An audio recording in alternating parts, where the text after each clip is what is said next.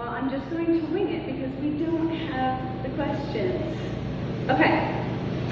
So I'd love for you to imagine that you're my child and I'm your parent. Is he getting something there? Okay. Sure, bring it on up. I don't actually have the questions for this, but that's okay. So, as the parent, I'm going to make two groups of statements. And after the first one, a pen would be great too. Thank you. After the first group of statements, I'd love to get your experience. I'd love to hear what you're thinking and what you're feeling and what you're deciding you're going to do. And then I'll give you the second group of statements. Does that make sense? So just notice what's coming up for you, what you're thinking, what you're feeling, and what you're deciding in the moment. So as a parent, I'm going to be talking to you. You need to go ahead and get ready for bed right now. It's bedtime. Go ahead and put your plates away. You're done with your dinner now. You need to go take your bath. Your Yaya's waiting for you.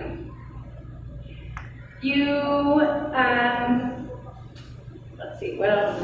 You need to make your bed before you leave, and hurry up because we're going to be late.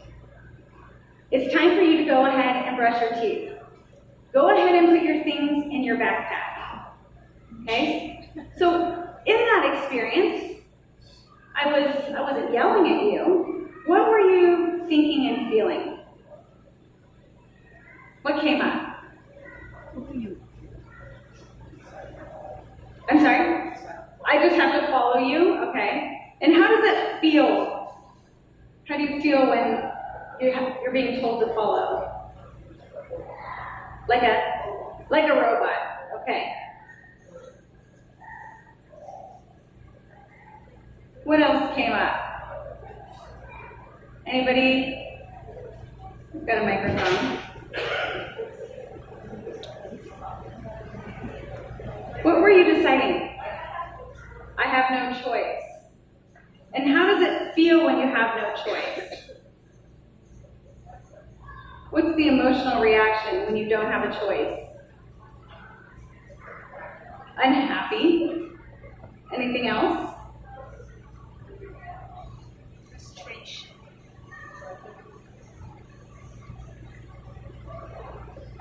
Anybody else? Do we have a hand?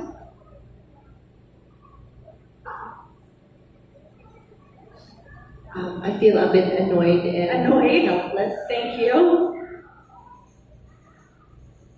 And what might you be deciding to do when you're feeling annoyed and helpless?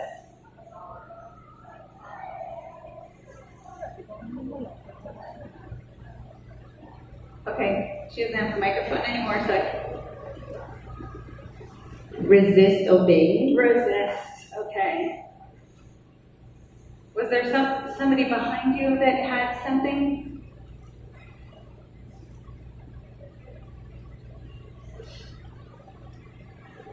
It's boring. It's boring? Okay.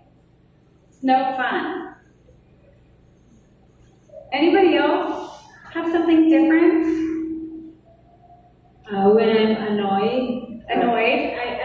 I try to soul search. I'm sorry, say that again. Soul search. Soul search? Okay.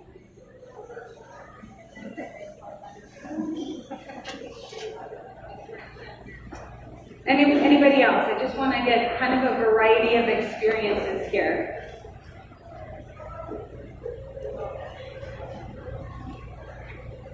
No? Don't be shy.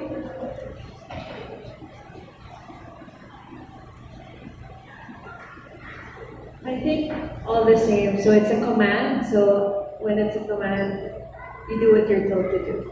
You do what you're told. Do all of your kids do what you tell them to do? No, not always. No. You feel like you have to do it, but Yeah, that's the right. that's not necessarily everybody's experience. Yeah. Well, for me, like I guess it's the rule. So you follow. You follow. And how does it feel when you have to follow the rules?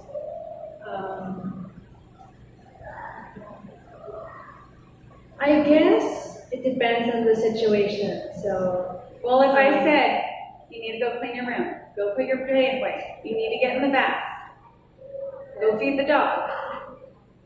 like a routine. You Like feel a routine. like a routine? Yeah. And are you enjoying that routine? Or No choice. Yeah. Same. okay, no choice. Okay.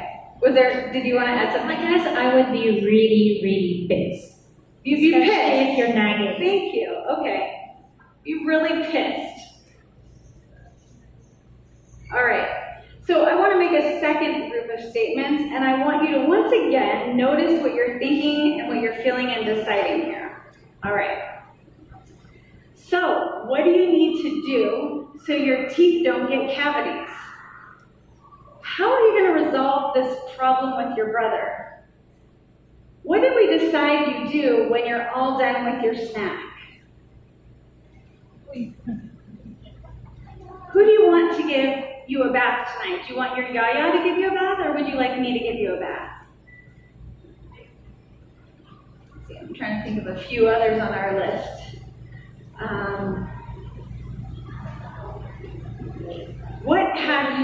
What do you need to do so you can get to school on time? Where are you going to put your clothes when you're changing into your pajamas? So those are a little bit different than that first group of statements. What did you notice about that second group? You're given a choice, okay? And when you're given a choice, what's that experience? Encouraged?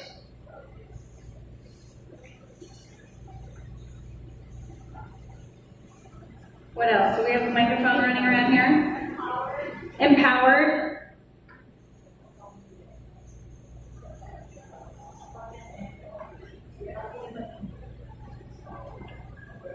I feel valued and I feel that I matter and that I belong to the group or to the family.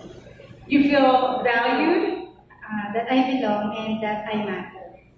You belong. You matter. Anybody else have something different? I see running around. Okay, perfect. Well, I think I was given a choice or the freedom to think for myself. You've given the choice to actually think for yourself.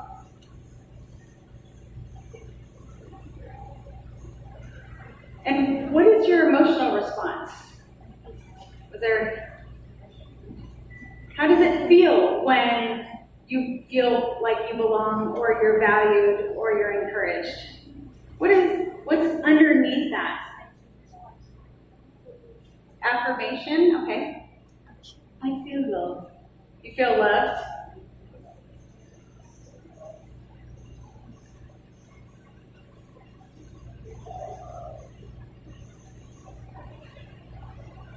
Well, here we have all of our little exercise that I just tried to wing. Thank you.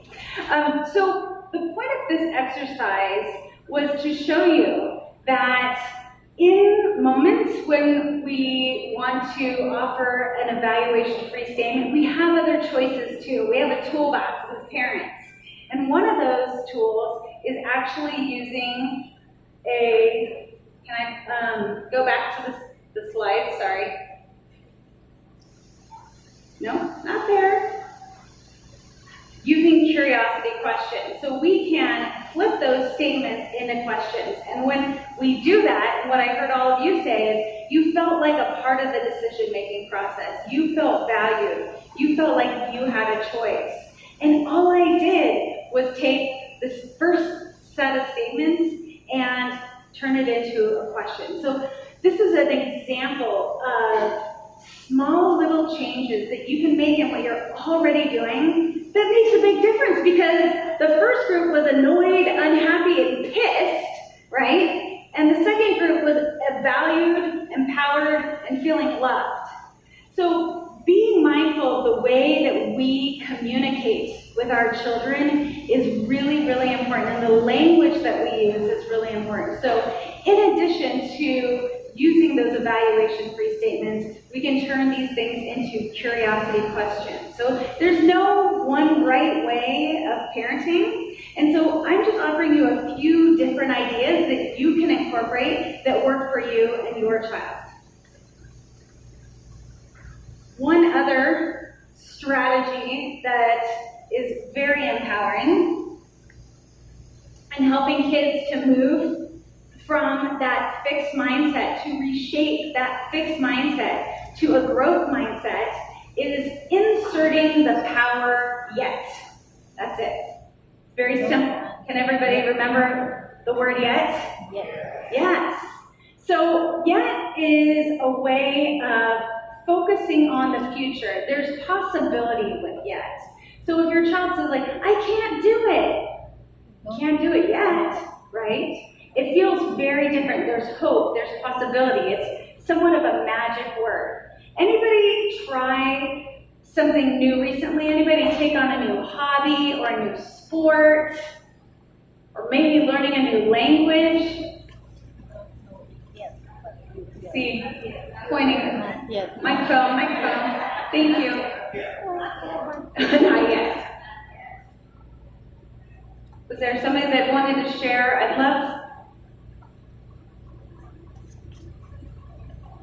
What are you doing to entertain yourself outside of children?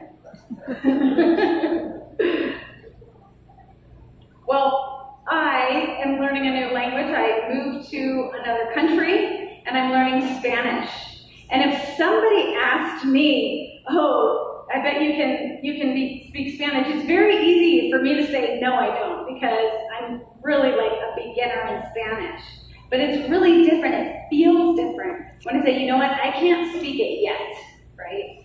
So empowering our kids by focusing on the process, right? This is a process of learning and growing. And so we can insert some of these very small, simple tweaks to what you're already doing, because I'm sure you're already encouraging your kids. I'm sure you're already asking them questions. There's simple little things that we can do to tweak that encourage children, that shift that mindset. So, just in a quick review, the three things that I really want you to take home with you today is being mindful of the behavior you're modeling. If you get frustrated and upset when things don't go your way, your children are picking up on that, and that's the behavior that you're going to see coming from them. And you may be noticing this. You don't even notice like what you say or what you do, and then you hear your child parrot it, and then it becomes part of your awareness. So just notice what it is you're modeling. I think being mindful of those mistakes and embracing mistakes as opportunities for learning. That there's going to be setbacks, there's going to be challenges, and those are just the stepping stones to success. So reframing these moments as really positive and getting excited about them. And then using the power of your words. So using those evaluation-free statements, using the curiosity questions, and inserting the yet into your dialogue.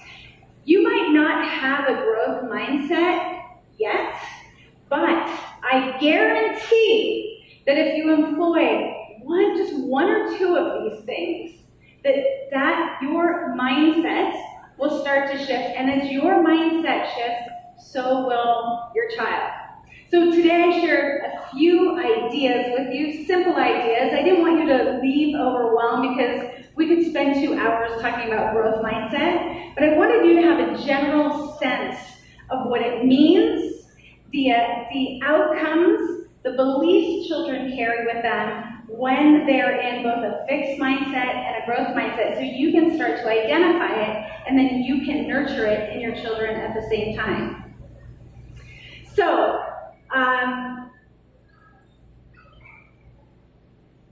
I'm not sure what happened on that slide. So I'd love for all of you to take a minute and turn to the people at your table And I'd love for you all to pick